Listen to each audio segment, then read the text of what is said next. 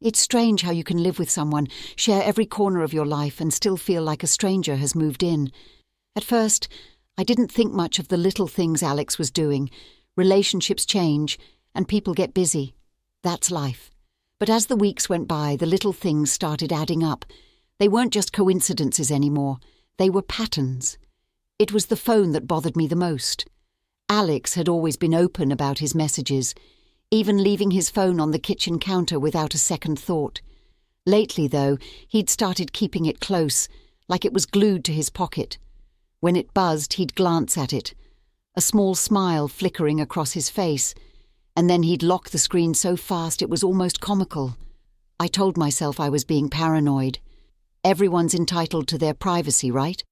One night, we were curled up on the couch, halfway through an episode of a show we'd been binge-watching. His phone lit up on the coffee table, and for a split second I caught the faintest shadow of something on his face. It wasn't alarm, not exactly, more like a flicker of hesitation. He reached for the phone, turned it face down, and then looked at me with the same easy smile he'd always used to charm me. "Work stuff," he said, before I even asked. I nodded, pretending I didn't notice the slight edge in his voice. I told myself I was overthinking, but the quiet unease in my chest refused to leave. It whispered to me as I lay awake that night, the baby's gentle kicks reminding me of everything we were supposed to be building together. Something wasn't right, and I couldn't ignore it anymore. The phone call started like any other, a casual check-in, the kind you don't think much about.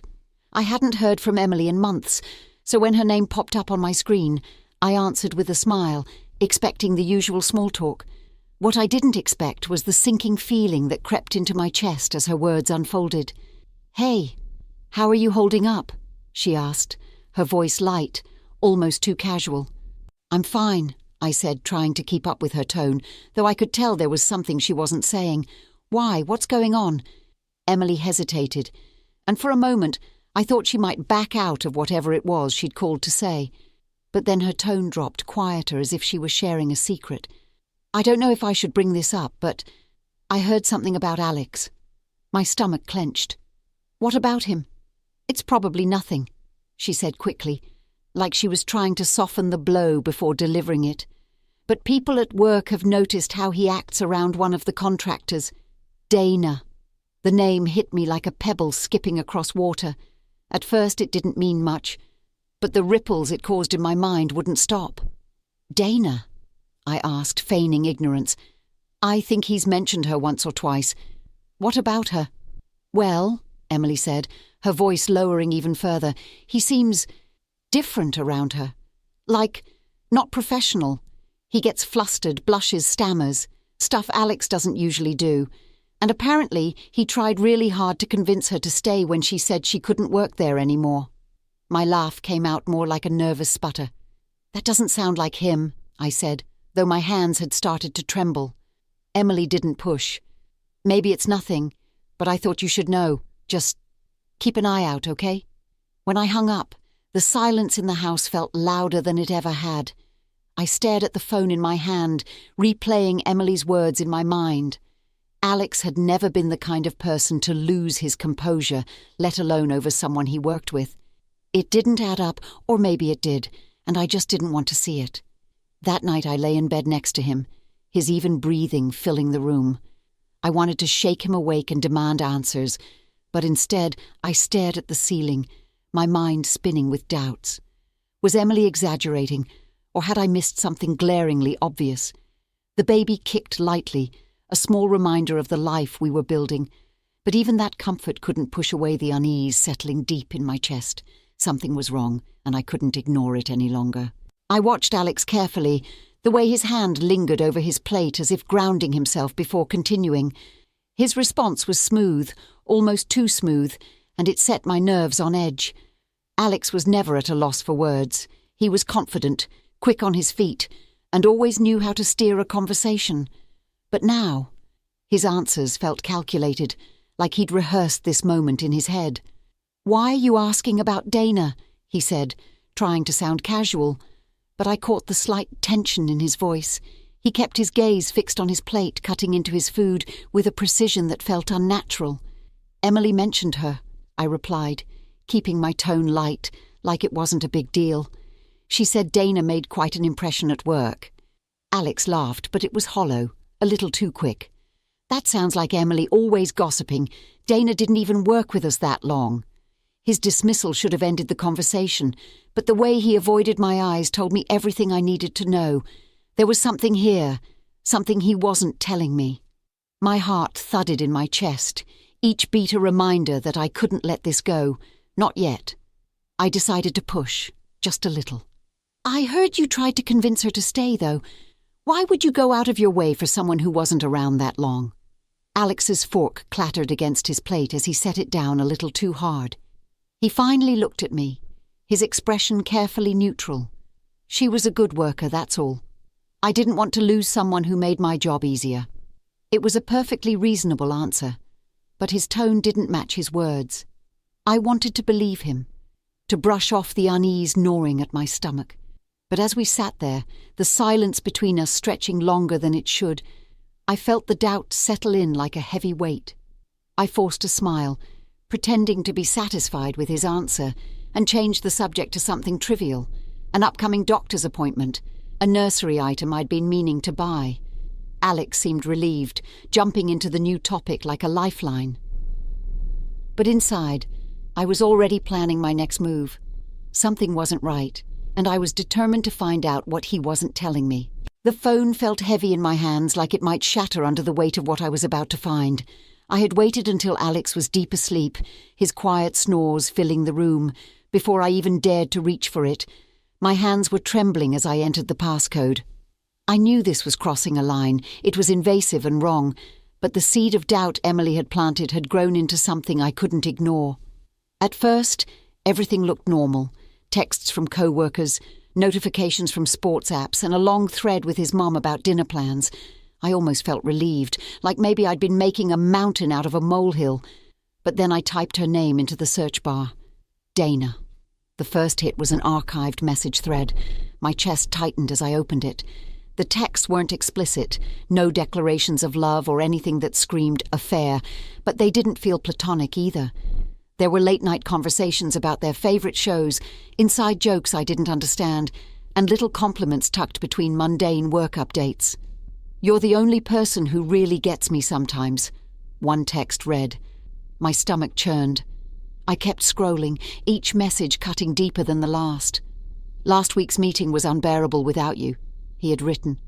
And then, more recently, "Wish you were still here. Things aren't the same without you." I felt like the air had been sucked out of the room. The messages weren't physical evidence of cheating, but they were intimate in a way that made my heart ache. This wasn't the Alex I thought I knew.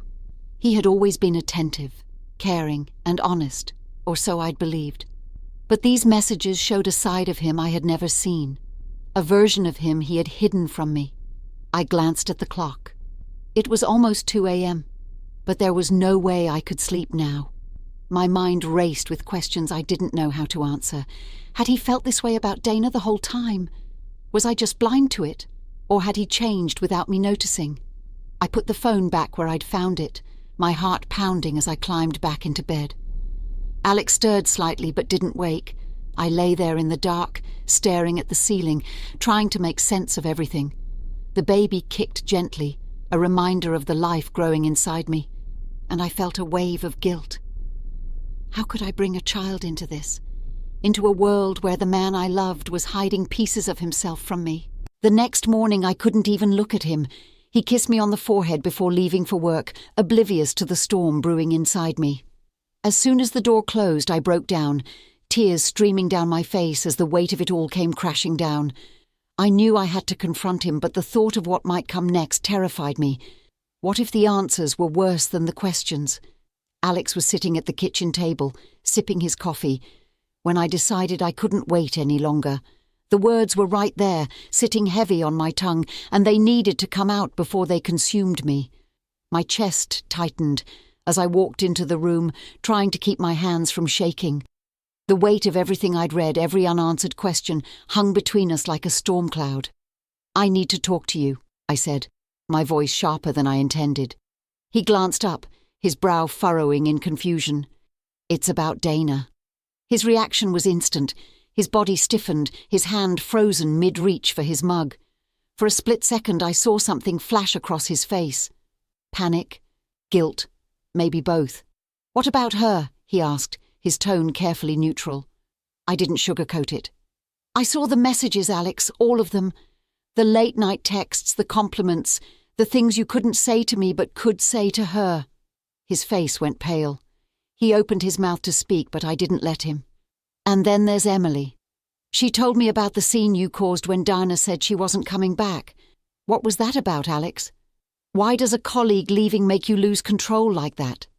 "You're reading too much into this," he said, his voice defensive, almost pleading. "She was just a colleague, that's it."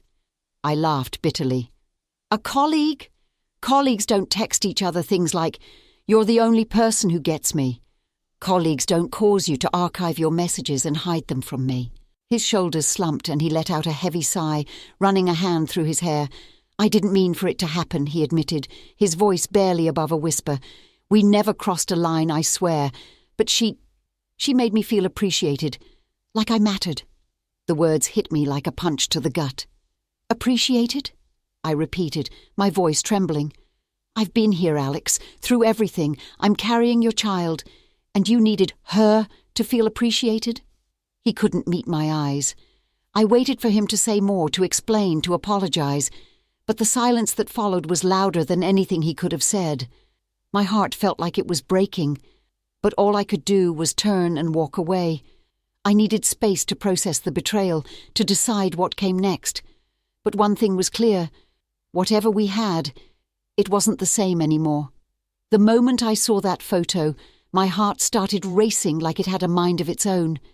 Alex's hand on her back wasn't anything overtly intimate, but it wasn't casual either. It was the kind of gesture that hinted at something unspoken, something he hadn't told me. And that smile, not his usual confident, camera-ready grin, but softer, almost vulnerable. I couldn't look away, my eyes fixated on the screen as if it might reveal more than it already had. I scrolled through her profile obsessively, noticing details I hadn't paid attention to before. Posts tagged at places Alex had mentioned during his late nights at work, captions like, "Great to be around people who really understand you," paired with group photos that now made my stomach churn. The more I pieced together, the more I felt like I was unraveling a thread I couldn't stop pulling. Then I saw it, a comment from someone in the photo. "Too bad this crew isn't together anymore. You two had such a connection." The words practically screamed at me from the screen. "You two." My pulse quickened as I stared at it, rereading it to make sure I wasn't imagining things. Who were they talking about? Alex and Dana? The thought sent a wave of nausea through me. I wanted to dismiss it, to chalk it up to workplace banter, but the doubt was already planted. I clicked on the commenter's profile, but it was private, leaving me with nothing but unanswered questions. I sat back, clutching my phone tightly as if it might give me the answers I desperately needed. The photo, the comment, the timeline, it all felt too connected, too deliberate to be a coincidence. The room felt smaller, like the walls were closing in, the weight of everything pressing down on me. I couldn't confront Alex yet. Not without more, not without certainty.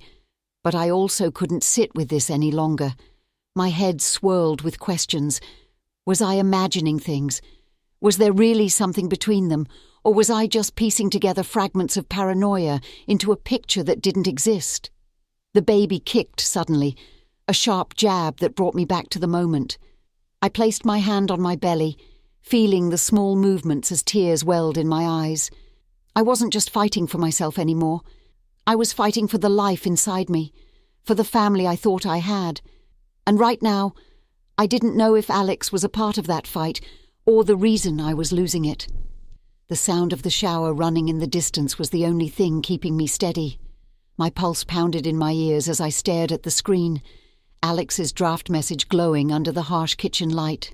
My hands trembled so badly that I nearly dropped the phone, but I couldn't tear my eyes away. "I don't know why I'm writing this, but I need you to know how much you meant to me. I've never felt this way before, and I don't know how to let it go." The words were seared into my brain, looping over and over until they blurred. My stomach churned, a mixture of rage and heartbreak bubbling to the surface.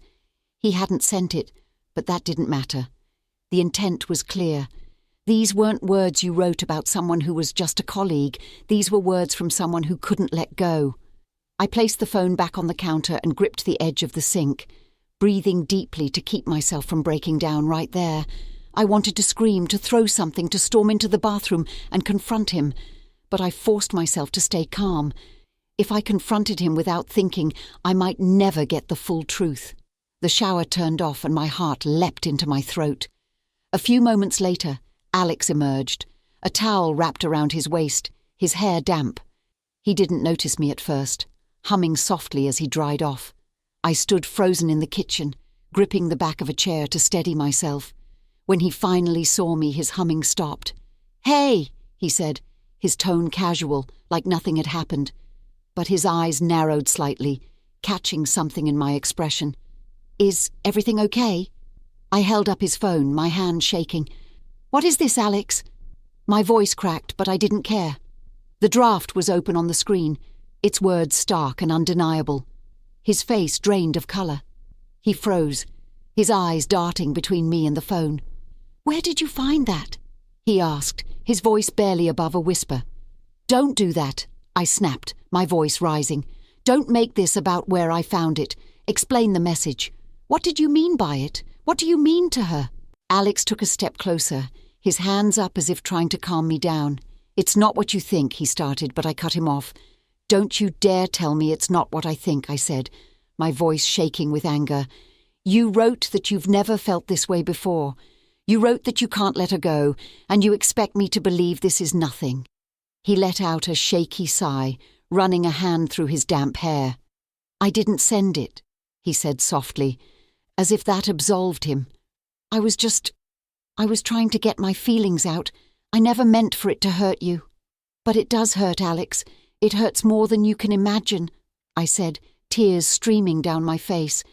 "Because while I've been here, pregnant with your child, you've been writing love letters to someone else." His face crumpled, and for the first time, I saw genuine regret in his eyes. "I'm sorry," he whispered. "I thought I was over her, but I didn't know how to let go." I stared at him, my chest heaving, the weight of his betrayal threatening to crush me.